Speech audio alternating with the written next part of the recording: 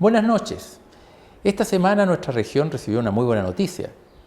Conseguimos un Premio Nacional de Ciencias Naturales y es el académico de la Universidad de Tarapacá, Francisco Rodhammer, quien ha venido esta noche para conversar con nosotros, para comentarnos obviamente cómo han sido estos 2 días de felicitaciones, me imagino mucho, pero también a qué se dedica en la investigación y qué le mereció finalmente tener este premio tan importante. Buenas noches, ¿cómo estás? Buenas noches, Hugo. Oye, primero que nada, felicitaciones, es un honor, digamos, para la región tener un premio nacional en el área que sea y particularmente las ciencias naturales que a lo mejor quizás no lo esperábamos, ¿no? Cuéntanos cómo han sido estos 2 días de trajín ya siendo premiado, como premiado. Bueno, con bastante tumulto, realmente ha sido inesperada, digamos, la reacción que ha provocado este premio a nivel nacional. He recibido, no solamente nacional, sino también internacional, porque he recibido en los últimos 2 días, yo diría que una cantidad enorme de correos de todos lados, incluyendo hasta Europa, qué sé yo, de todos lados realmente, sobre todo de gente que yo ya casi no me acordaba de que era amigo de ellos. Yeah. Entonces es muy sorprendente eso. Y bueno, me he dedicado a contestar todos estos correos uno por uno y asociarlos con ciertas experiencias que yo tuve en común con estos amigos que me contactaron. Entonces he como renovado muchas amistades en un lapso tan corto, que son un par de horas, ¿no es cierto?, de comunicación, que ha sido realmente sorprendente para mí, una cosa absolutamente nueva.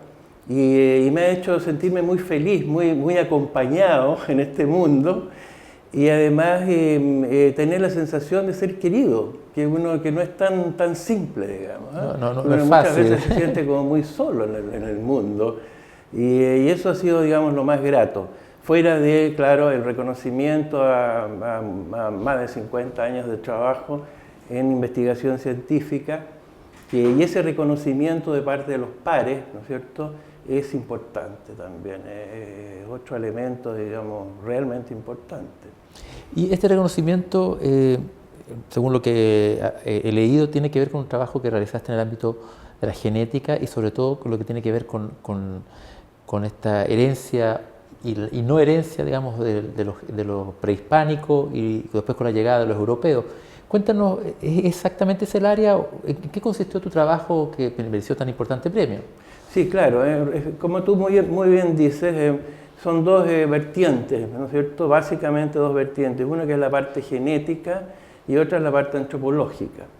Entonces, si bien yo fui académico de la Facultad de Medicina de la Universidad de Chile durante muchos años, 45 años o más, ¿no? Entonces me movía en un ambiente biomédico y siempre me interesó la biomedicina. Yo creo que, bueno, yo estudié primero odontología, porque mi papá era odontólogo, ¿Ya? entonces me obligó psicológicamente a estudiar odontología, cosa que no fue tan desagradable después de todo, pero cuando terminé me fui un año a Alemania a trabajar en Bremen, en el norte de Alemania, donde era mi mamá, donde había nacido mi mamá, y estuve un año ahí trabajando en cirugía maxilofacial, cosa que no era fácil porque yo venía de otro entorno, y a los 2 meses que estaba ahí trabajando en una clínica grande en Bremen, se le dio un infarto al jefe y yo tuve que hacerme cargo de toda esa consulta. Entonces teníamos 40 pacientes al día.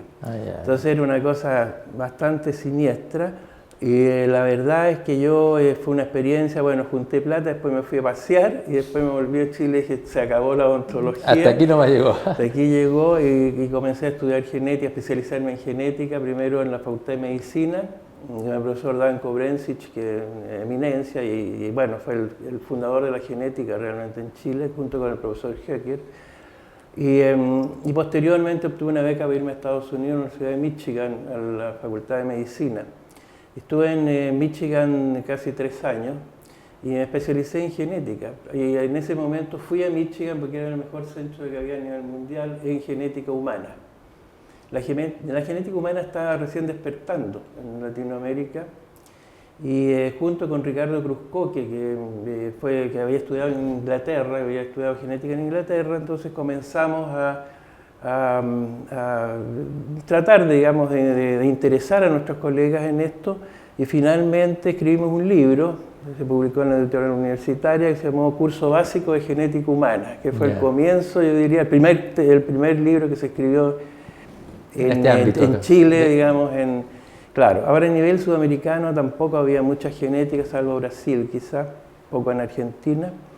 Entonces la OEA me encargó que preparara una monografía, el departamento científico de la OEA, que preparara una monografía sobre genética de poblaciones humanas. Eso lo hice y eso fue bastante interesante también porque fue tuvo una influencia bastante importante a nivel sudamericano, latinoamericano, diría yo.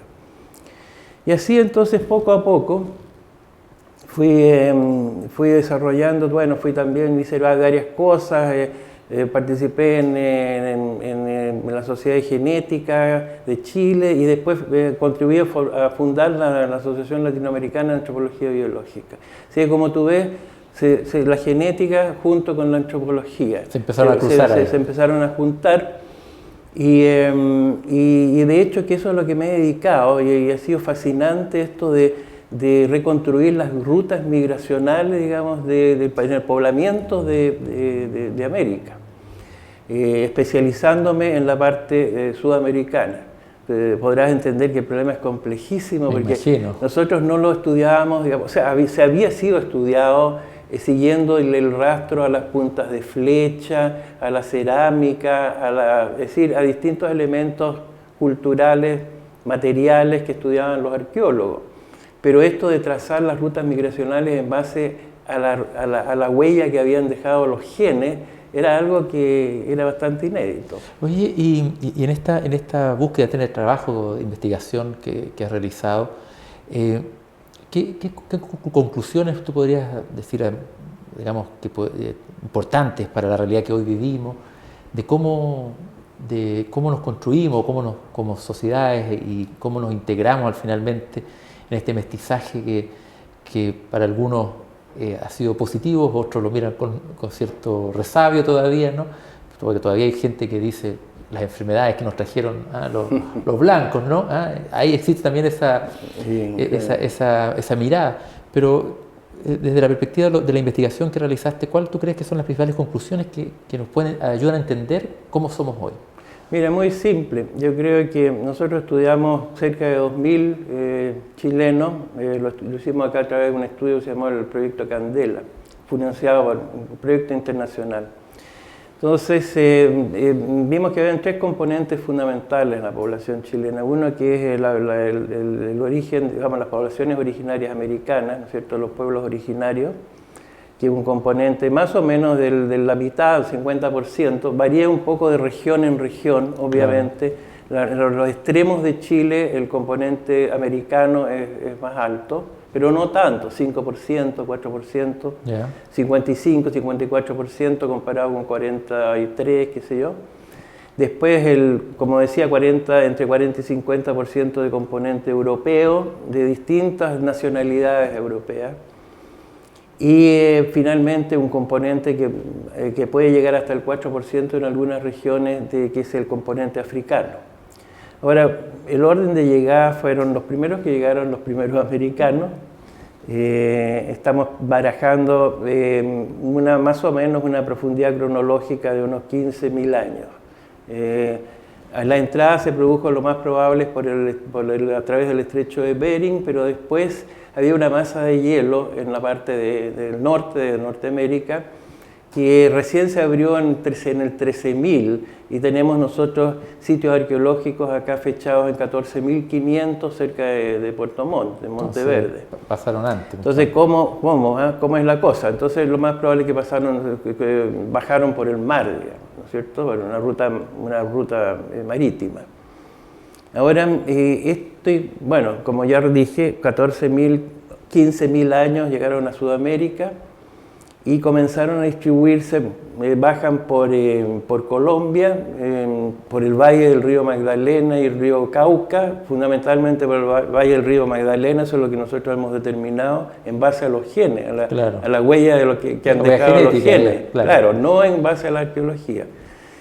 Y de ahí entonces a la Amazonía, desde Colombia a la Amazonía y posteriormente entonces Perú, a Bolivia, a la parte alta de Bolivia, y norte de Chile, y después llegan a Argentina también por el lado de Brasil. ¿Por qué? Porque bajan de Colombia, bajan por el río, usan el río Amazonas como una ruta marítima, como una highway marítima. Entonces, bueno, finalmente nos encontramos con que Chile está poblado por dos grupos, o sea, el componente americano es heterogéneo. Hay uno en el norte que son los individuos de habla aymara y en el sur los de habla mapudungún.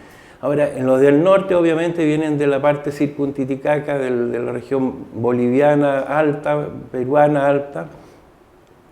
Y los del sur, o sea, es más complicado porque vienen vía Argentina, en parte, pero a su vez vienen, los que llegan a Argentina vienen ya con un componente amazónico.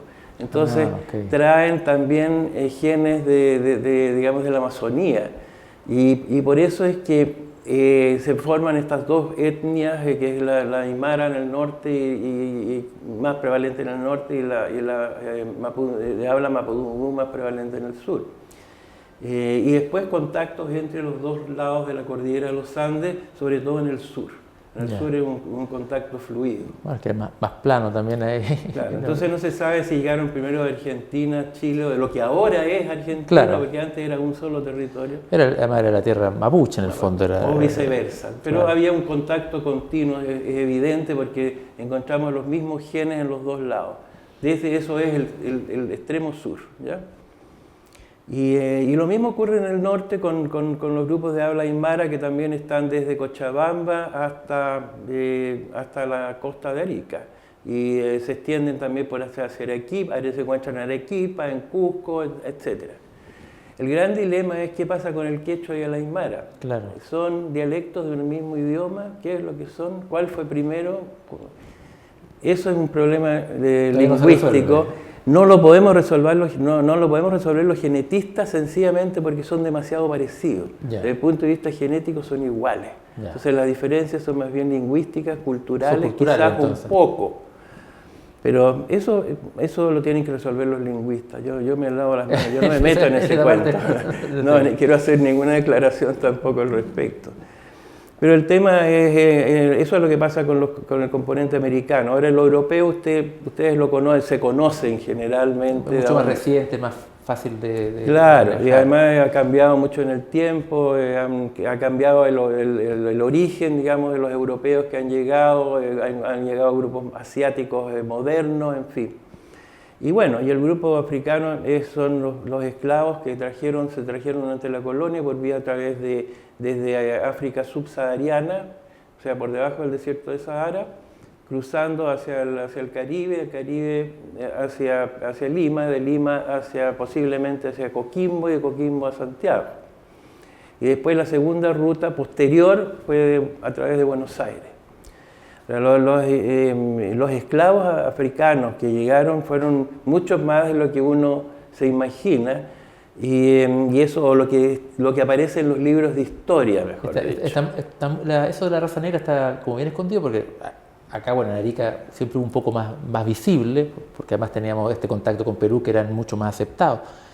Pero los chilenos decían que nunca han habido negros, que esos mitos de que los habían matado, pero resulta que en Coquimbo, en otros lados, parece que ha habido realmente herencia importante. Y en Santiago también, en el barrio, al norte del Mapocho, era toda una zona en que había una concentración bastante importante de gente de origen africano. Ahora en Valparaíso también el componente africano es alto. ¿Por qué? Porque era el puerto de entrada. Claro. Lo mismo que pasa en Coquimbo. Y en el Valle de Elqui era el primer lugar donde se concentraban, digamos, el resto de esclavos para después llevarlo a Santiago y venderlo. Entonces, toda esta historia de la esclavitud es una historia siniestra, ¿no es cierto? Es un antecedente histórico bastante difícil de digerir, diría yo, complicado.